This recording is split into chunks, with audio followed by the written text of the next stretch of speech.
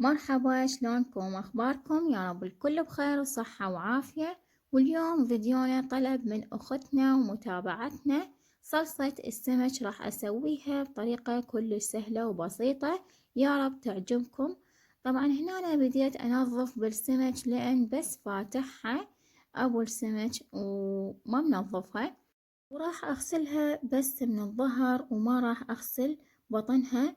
بعدها راح أنشفها بالكلينس المطبخ أو الكلينس العادي حسب المتوفر عندكم، وانطيها رشة كلش بسيطة من الملح لأنه راح أضيف للصلصة الملح.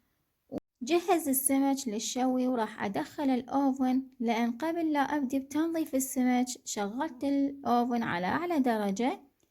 وهنا راح أحضر الصلصة، ضفت هنا نص ليمونة وراح أضيف عليها نص ملعقة من الملح، وراح أضيف دبس الرمان 3 ملاعق والكجب 3 ملاعق، وأمزجهم سوا ومشغل الأوفن على أعلى درجة فقط من الأسفل. تقريبا أخذ وقت ربع ساعة، وبعدها شغلت الاثنين سوا وصار عندنا بهذا شكله.